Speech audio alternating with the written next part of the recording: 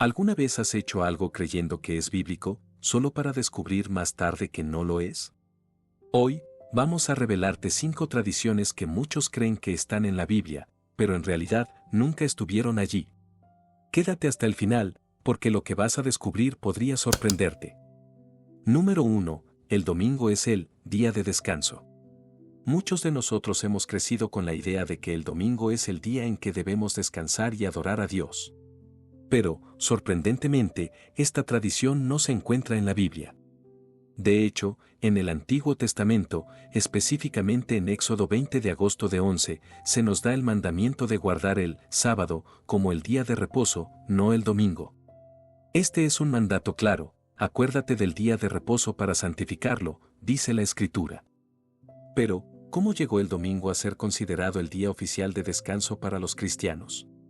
La tradición del domingo como día de adoración comenzó a popularizarse en los primeros siglos del cristianismo, especialmente después de la resurrección de Jesús, que según los evangelios, ocurrió un domingo. Así, los cristianos decidieron conmemorar la resurrección de Cristo cada domingo, pero esto no estaba específicamente ordenado por la Biblia. En el Nuevo Testamento, por ejemplo, en el libro de Hechos 20:7, se menciona que los discípulos se reunieron el primer día de la semana, es decir, el domingo, para partir el pan. Sin embargo, en ningún lugar de la Biblia se establece que el domingo deba ser considerado el día de descanso obligatorio. Esto fue algo que se desarrolló gradualmente a lo largo del tiempo, especialmente a medida que el cristianismo se fue separando de las prácticas del judaísmo. Lo curioso es que, a pesar de esta tradición del domingo, el sábado sigue siendo el día de descanso oficial para muchos grupos cristianos, como los adventistas del séptimo día, quienes consideran que el mandamiento sigue siendo válido y que debe observarse el sábado, tal como está escrito en la Biblia. Así que, aunque el domingo se ha convertido en el día más común para el descanso y la adoración en muchas tradiciones cristianas, el sábado sigue siendo el día señalado en las Escrituras. De hecho, si nos basamos en lo que realmente dice la Biblia, el sábado es el día de descanso instituido por Dios, y el domingo, aunque importante para los cristianos debido a la resurrección de Jesús, no es una ordenanza bíblica obligatoria para el descanso. Entonces, ¿por qué el domingo se convirtió en el día de descanso para tantas iglesias? La respuesta está en la historia de la iglesia primitiva, en cómo los cristianos adaptaron sus prácticas para diferenciarse del judaísmo y, además, en cómo la iglesia católica en el siglo IV, bajo el mandato del emperador Constantino, oficializó el domingo como día de descanso en el Imperio Romano. A lo largo de los siglos, la tradición del domingo se ha fortalecido, pero es importante entender que no está basada en un mandato directo de la Biblia. Así que, si alguna vez te has preguntado por qué celebramos el domingo y no el sábado como día de reposo, ahora sabes la verdad detrás de esta práctica tan común. ¿Te sorprendió descubrir que el día de descanso no siempre ha sido el domingo? Número 2. Los tres Reyes Magos. Es una de las historias más queridas de la Navidad. Los tres magos, también conocidos como los sabios o los Reyes Magos, viajando desde tierras lejanas para ofrecer sus regalos al niño Jesús. Pero, ¿realmente dice la Biblia que eran tres? La respuesta es, no. La tradición de los tres Reyes Magos proviene de los tres regalos que mencionan los evangelios: oro, incienso y mirra. Pero, en realidad, la Biblia no especifica cuántos magos fueron. La cifra, 3, se ha popularizado porque se mencionan tres regalos, pero eso no significa que cada uno de los magos tuviera uno de esos regalos. En el Evangelio de Mateo, capítulo 2, versículo 1 a 12, se menciona a unos magos del oriente que siguen una estrella hasta Belén para adorar al niño Jesús. Sin embargo, nunca se dice cuántos eran, ni que fueran reyes. El número 3 proviene de la tradición popular, pero la Biblia no es clara sobre su número ni sus títulos. De hecho, el término Reyes Magos ni siquiera aparece en la Biblia. La palabra magos hace referencia a una clase de sabios o astrónomos que estudiaban las estrellas y los astros, no necesariamente a monarcas. Estos magos provenían probablemente de Persia o Babilonia, donde la astrología y el conocimiento de los cielos eran muy importantes.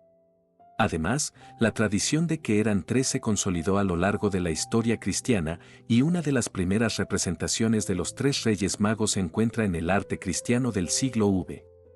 Pero, como ya mencionamos, el número no tiene base bíblica. Algunos estudiosos creen que podrían haber sido más de 3, ya que la palabra magos está en plural, lo que podría sugerir que había un número mayor. A lo largo de los siglos, las tradiciones populares también han jugado un papel importante en cómo visualizamos a los Reyes Magos. La idea de que eran 3 se ha consolidado gracias a las representaciones de la Edad Media y las tradiciones cristianas orientales. En algunas culturas se les da nombres, Melchor, Gaspar y Baltasar, aunque estos nombres tampoco se encuentran en la Biblia. De hecho, se originan de textos apócrifos y tradiciones posteriores.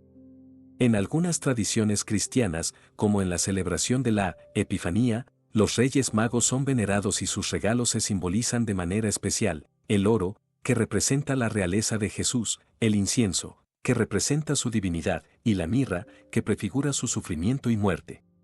A pesar de que la Biblia no detalla exactamente quiénes fueron, lo importante es el simbolismo profundo detrás de los regalos y el acto de adoración. Así que la próxima vez que cantes Los 3 Reyes Magos, recuerda que no se trata solo de la tradición que conocemos, sino de cómo las historias se transforman y evolucionan con el tiempo. A veces, lo que creemos que es bíblico, tiene sus raíces en la interpretación cultural y las tradiciones que hemos adoptado. ¿Sorprendido por lo que acabas de aprender? No olvides suscribirte y activar la campanita para más curiosidades bíblicas como esta. Deja un comentario abajo y cuéntanos si conocías esta verdad sobre los Reyes Magos. Número 3. Dios ayuda a los que se ayudan a sí mismos. Esta es una de las frases más populares que escuchamos en la cultura cristiana, especialmente cuando enfrentamos dificultades o cuando nos sentimos sin esperanza. Se dice para motivarnos a tomar acción, pero ¿sabías que esta frase no aparece en la Biblia? Aunque muchos la asocian con la enseñanza cristiana, no es un versículo bíblico. La frase, Dios ayuda a los que se ayudan a sí mismos, es más bien un dicho popular que se ha transmitido a lo largo de los siglos. Se ha usado para fomentar la idea de que debemos esforzarnos por mejorar nuestra situación, en lugar de esperar que todo se resuelva por sí solo. Aunque la frase no está en la Biblia, su mensaje refleja un principio que sí está relacionado con muchas enseñanzas cristianas. En el libro de Proverbios, por ejemplo, se nos enseña a ser diligentes, a no ser perezosos, y a trabajar con esfuerzo para lograr nuestras metas. En Proverbios 12-11, se dice, el que labra su tierra se saciará de pan. Es un claro llamado a tomar acción y trabajar duro para obtener los frutos de nuestro esfuerzo. Sin embargo, la idea de que solo a través del esfuerzo humano obtenemos ayuda o éxito va en contra de otros principios profundamente bíblicos. La Escritura también nos recuerda que nuestra dependencia de Dios es fundamental. En Filipenses 4:13, el apóstol Pablo nos dice, todo lo puedo en Cristo que me fortalece. Aquí se nos enseña que no es solo nuestro esfuerzo lo que nos lleva al éxito, sino la ayuda y fortaleza de Dios. De hecho, la Biblia también nos dice que no debemos confiar únicamente en nuestra propia sabiduría y esfuerzo. En Proverbios 3:5-6 encontramos el famoso versículo, confía en el Señor con todo tu corazón y no te apoyes en tu propia prudencia, reconócelo en todos tus caminos y Él enderezará tus veredas. Esto nos recuerda que, aunque nuestro esfuerzo es importante, debemos buscar la dirección divina en todo lo que hacemos. Lo interesante es que la frase, Dios ayuda a los que se ayudan a sí mismos, tiene raíces que se remontan a filósofos como Aristóteles, quien creía que la autosuficiencia era una virtud clave para alcanzar la felicidad. Aunque algunos autores cristianos, como Benjamin Franklin, adoptaron esta idea en sus escritos, la Biblia pone un énfasis mucho mayor en la dependencia de Dios, en la oración y en la fe. Además, si vemos la vida de personajes bíblicos como Moisés, David o incluso el apóstol Pablo, vemos que, aunque estos hombres trabajaron arduamente, también dependían completamente de Dios para guiarlos, protegerlos y darles éxito. El ejemplo más claro lo encontramos en la oración de Jesús en el huerto de Getsemaní, donde, a pesar de su lucha y dolor, Él se sometió completamente a la voluntad de Dios, diciendo, no se haga mi voluntad, sino la tuya. Lucas 22-42. Por lo tanto, aunque la frase, Dios ayuda a los que se ayudan a sí mismos, puede ser útil para motivarnos a trabajar por nuestras metas, la verdadera enseñanza bíblica va más allá de eso. La clave está en un equilibrio entre el esfuerzo personal y la completa dependencia de Dios. Porque al final, como se menciona en Santiago 4:10, humillaos delante del Señor, y Él os exaltará. Se trata de reconocer que, aunque trabajemos duro, es Dios quien nos da la fuerza y nos guía hacia el éxito. Así que la próxima vez que escuches, Dios ayuda a los que se ayudan a sí mismos, recuerda que el verdadero principio cristiano no es solo confiar en nuestras fuerzas, sino confiar en el poder de Dios para guiarnos y fortalecernos en cada paso del camino. ¿Te sorprendió saber que esta famosa frase no está en la Biblia? Deja tu comentario abajo y comparte este video con quienes necesiten escuchar la verdadera enseñanza sobre cómo combinar el esfuerzo humano con la fe en Dios. No olvides suscribirte para más curiosidades bíblicas como esta.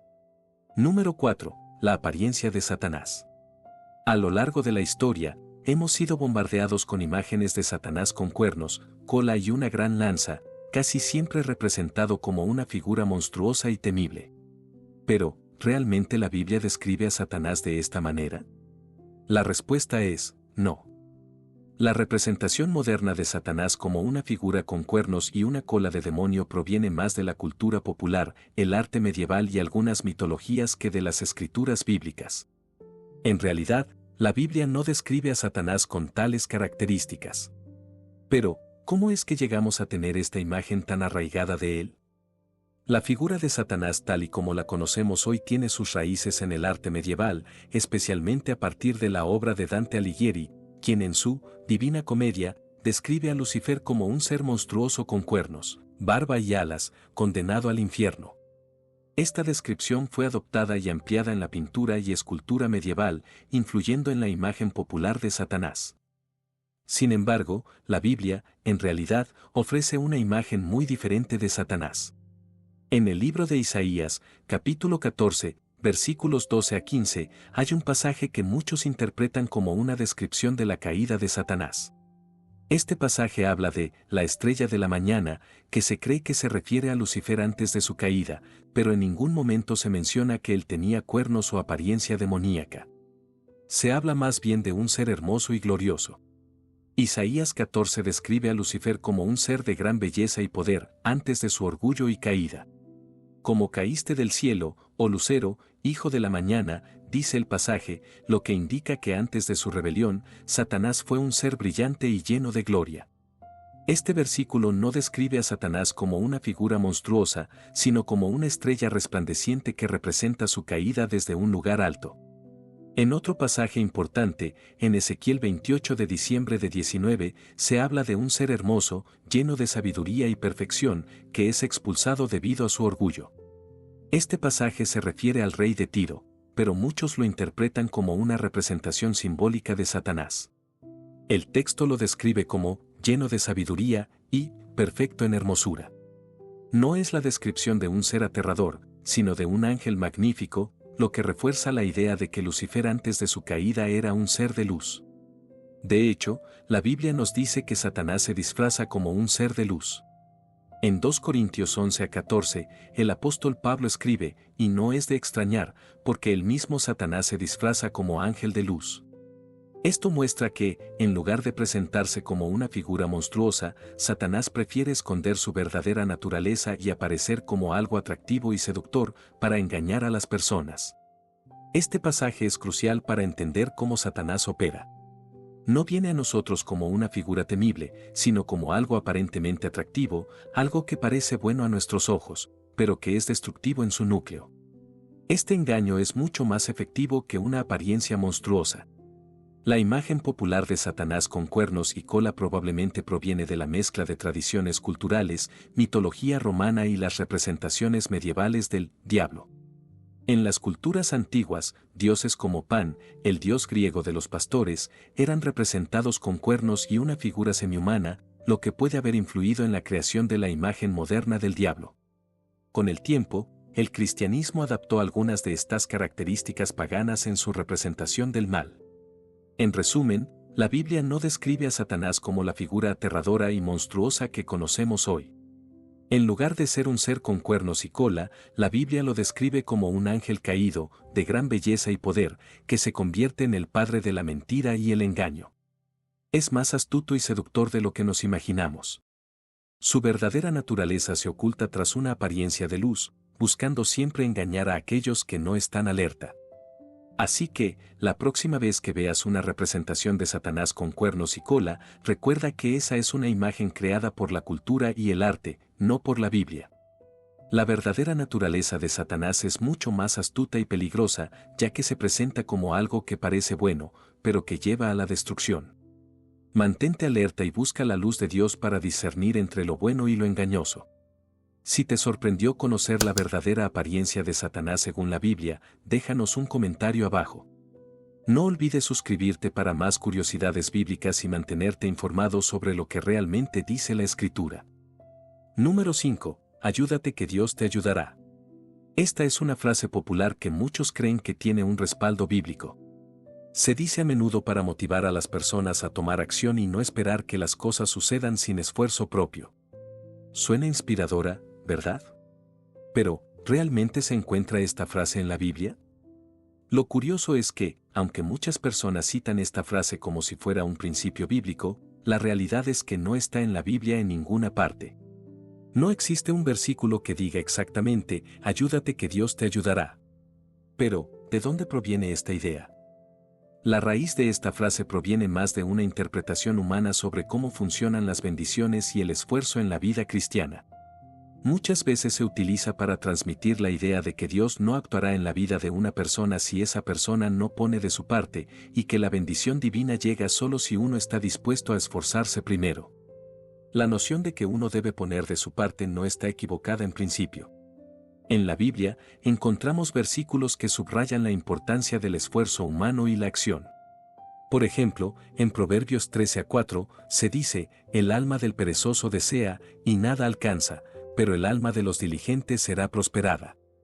Aquí se resalta que la prosperidad y las bendiciones vienen a aquellos que trabajan duro y son diligentes. Sin embargo, la clave aquí es que el trabajo y la diligencia no son condiciones previas para recibir la ayuda de Dios. En realidad, la Biblia enseña que la ayuda de Dios está disponible para todos, independientemente de nuestros esfuerzos. La gracia divina no se gana a través de nuestros méritos ni de nuestras acciones. Uno de los versículos más poderosos que refleja esta verdad es Efesios 2:8-9, que dice, porque por gracia sois salvos por medio de la fe, y esto no de vosotros, pues es don de Dios, no por obras, para que nadie se gloríe. Este pasaje nos recuerda que la salvación y la ayuda divina no dependen de lo que hagamos, sino del regalo inmerecido de Dios. La frase, ayúdate que Dios te ayudará, parece sugerir que debemos hacer todo el trabajo antes de que Dios actúe en nuestras vidas. Pero, en la Biblia, la realidad es que Dios se ofrece para ayudarnos incluso cuando no somos capaces de ayudarnos a nosotros mismos. Por ejemplo, en 2 Corintios 12:9, Dios le responde a Pablo en medio de su debilidad, diciendo, bástate mi gracia, porque mi poder se perfecciona en la debilidad. Esto revela un principio fundamental del cristianismo: la ayuda de Dios no depende de cuán capaces seamos, sino de cuán dispuestos estemos a confiar en Él, incluso cuando no podemos hacer nada por nosotros mismos. Así que, aunque la frase, ayúdate que Dios te ayudará, puede ser útil para motivar a las personas a actuar, no debemos confundirla con un principio bíblico. Dios no nos espera a que logremos todo por nuestra cuenta antes de intervenir. De hecho, es precisamente cuando estamos débiles o incapaces que la gracia de Dios se manifiesta con mayor fuerza. La Biblia enfatiza que, aunque debemos hacer nuestra parte, es Dios quien nos da la fuerza, la sabiduría y la dirección. En Filipenses 4:13, Pablo dice, todo lo puedo en Cristo que me fortalece. Esta declaración resalta que nuestra capacidad para lograr algo proviene de Dios, no solo de nuestra propia voluntad o esfuerzo. En conclusión, si bien la frase, ayúdate que Dios te ayudará, puede ser inspiradora, debemos recordar que la ayuda de Dios no depende de cuánto hagamos por nuestra cuenta. Dios está dispuesto a intervenir en nuestras vidas, no solo cuando estamos luchando, sino incluso cuando no sabemos por dónde empezar. Su gracia es suficiente, y es en nuestra debilidad que su poder se perfecciona. Entonces, la próxima vez que escuches esa frase, recuerda que la verdadera ayuda de Dios no depende de tus esfuerzos, sino de su gracia. Y esa gracia está disponible para ti ahora mismo, tal como eres. Ahora que conoces estas tradiciones populares que creías que estaban en la Biblia pero no lo están, ¿qué piensas? ¿Conoces alguna otra creencia común que no sea bíblica? Deja tu comentario abajo y no olvides suscribirte para más curiosidades sorprendentes sobre la Biblia y otras enseñanzas importantes. Hasta la próxima.